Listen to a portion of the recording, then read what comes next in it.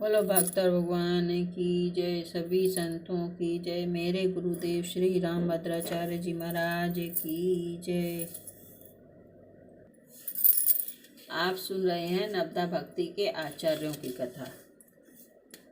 पिछले एपिसोड में आपने श्री कृष्ण और अर्जुन संवाद सुना।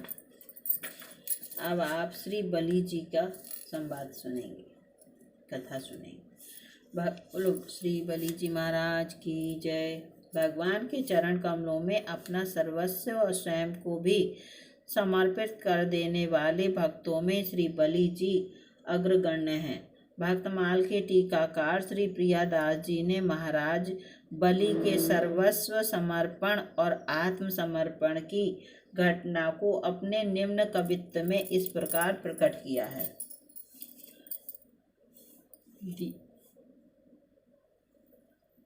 दियो सर्वसु करि अति अनुराग बलि पाए पागी लग्यो हियो प्रहलाद सुधी आई है। गुरु भरमावे नीति कही समझावे बोली उर में न आवे केति भीति उपजाई है। कयो जोई कियो साचो भाव पन लियो हयो दियो डर हरिहुने मति न चलाई है। रीझे प्रभु रहे द्वार भय बस हारी मानी श्री सुख बखानी प्रीति रीति सोई गाई है। राजा बलि ने बड़े प्रेम के साथ वामन भगवान को अपना सर्वस्व अर्पण कर दिया। इनका हृदय भक्ति भाव में मग्न हो गया। इन्हें अपने पितामह भक्त वर प्रहलाद की याद आ गई कि उन्होंने कितने संकट सहे थे। अभी मेरे ऊपर वैसा एक भी संकट नहीं आया है। नीति का उपदेश दे देकर गुरु शुक्राचार्य भी बहकाने और समझाने लगे कि ये भिक्षुत ब्रह्मचारी नहीं है, ये तो साक्षात विष्णु हैं। ये विराट रूप धारण करेंगे और तुम्हारा सब ले लेंगे। ये बातें बलि की समझ में नहीं आई। तब शुक्राचार्य जी ने भय दिखाया कि ये तुम्हारे पृथ्वी पर नहीं रहने देंगे तुम्हें। परंतु राजा बलि ने जो 3 पग पृथ्वी दान करने की प्रतिज्ञा की थी उसी पर डटे रहे और उन्होंने पूर्ण भी किया। राजा बलि ने प्रेम भाव से परिपूर्ण प्रण को धारण किया था। फिर पृथ्वी और स्वर्ग को 2 पगों से नापकर भगवान ने कहा कि तीसरा पग कहाँ रखूं? तुमने 3 पग भूमि देने की प्रतिज्ञा की थी, वह पूरी नहीं हुई। अतः असत्य भाषण के पाप से अब तुम्हें नरक में जाना पड़ेगा। इस प्रकार भगवान के धमकाने पर भी राजा की बुद्धि चलायमान नहीं हुई।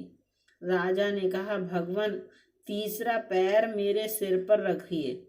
राजा की इस आत्मसमर्पण भक्ति से प्रसन्न होकर भगवान इनके द्वारपाल बने। अपनी हार मानकर भगवान बलि के अधीन हो गए। उनकी भक्ति की रीति का श्री सुखदेव जी ने श्रीमद् भागवत में वर्णन किया है। बोलो बलि जी महाराज की जय, सुखदेव जी महाराज की जय। अब आप सुनेंगे भगवत प्रसाद के तत्व को जानने वाले श्रेष्ठ भक्तों की कथा। बोलो सभी भक्तों की जय, मेरे गुरुदेव श्री राम भद्राचार्य जी महाराज की जय। भगवत प्रसाद के तत्व को जानने वाले श्रेष्ठ भक्त इस प्रकार हैं। शंकर सुख सनकादि कपिल नारद हनुमान विश्वक सैन प्रहलाद बलि रु भीष्म जग जाना। अर्जुन ध्रुव अम्बरीश विभीषण महिमा भारी अनुरागी अक्रूर सदा उद्धव अधिकारी। भगवत भुक्त अवशिष्ट की कीरति कहन सुजान हरि प्रसाद रस स्वाद के भक्त इते परमान। भगवान को अर्पण करके प्रसाद के रस का स्वाद लेने वाले ये 16 भक्त परम श्रेष्ठ हैं।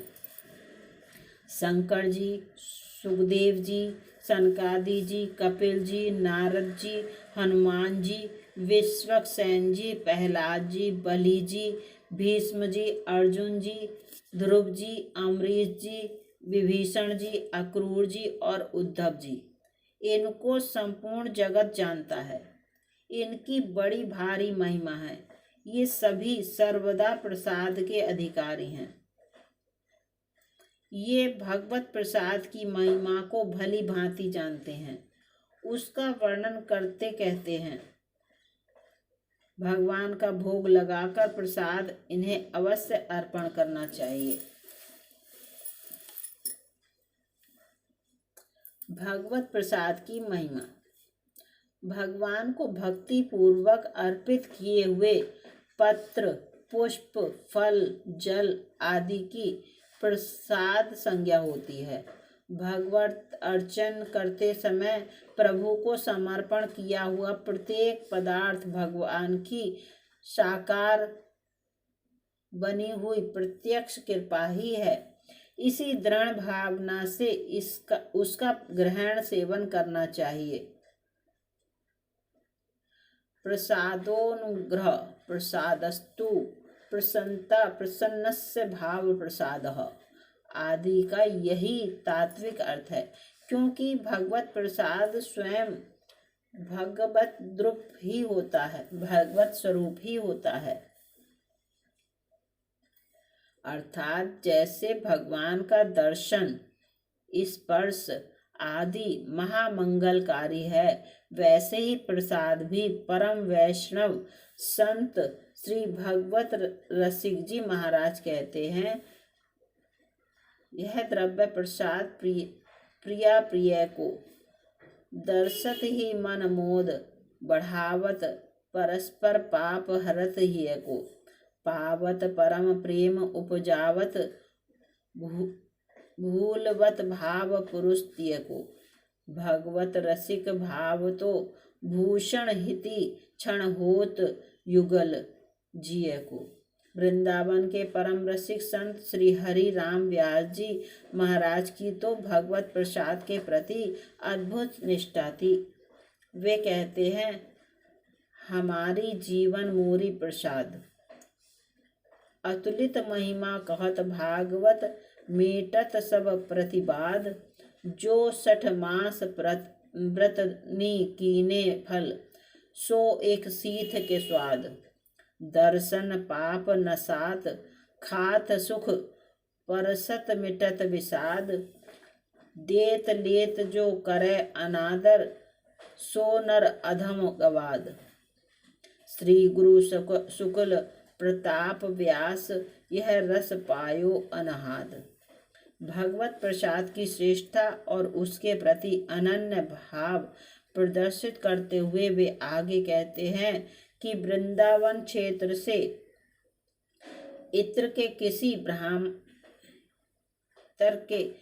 ब्राह्मण द्वारा लाई गई मिठाई भी उन्हें ग्रहण नहीं है, जबकि वृंदावन के सौपच्च द्वारा लाया गया भगवत प्रसाद और संतों की शीत प्रसादी की झूठन भी उनके लिए वरेण्य है। व्यास मिठाई विप्र की तामे लागे आग वृंदावन के स्वपच्च की झूठनी खावे मांग। श्रीमद् भागवत में कहा गया है कि श्री भगवान द्वारा उपभुक्त माला, चंदन, वस्त्र, अलंकार, नैवेद्य आदि का जो भक्त सेवन करते हैं उन पर माया का प्रभाव नहीं पड़ता।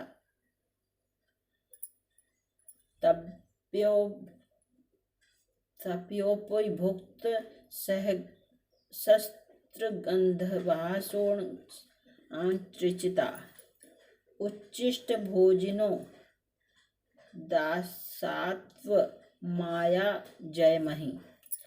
इसी प्रकार भगवत प्रसाद की महिमा का वर्णन करते हुए पद्म पुराण में कहा गया है कि जो भगवान के सम्मुख निवेदित तुलसी मिश्रित और विशेष रूप से चरणामृत से भीगे हुए नैवेद्य अन्न को नित्य खाता है, वह करोड़ों यज्ञों के पुण्य को प्राप्त करता है। नैवेद्यम तुलसी विमिश्रम विशेषतः पादजलेन सिक्तं योषण्यांति नित्यं पुरतः मुरारेः प्राप्नोति यज्ञायुतकोटि पुण्यम। इस प्रकार भगवत प्रसाद की अंतिम महिमा है। भक्तों के लिए तो वह जीवन धन्य होता है। तभी तो कहा जाता है, जगन्नाथ का भात जगत पसारे हाथ। बोलो जगन्नाथ जी महाराज की जय, सभी संतों की जय, सभी भक्तों की जय, मेरे गुरुदेव श्री रामभद्राचार्य जी महाराज की जय। अब आप अगले एपिसोड में सुनेंगे भक्ति तथा ज्ञान के प्रकाशक आचार्यों की कथा। भक्ति तथा ज्ञान के प्रकाशक आचार्य।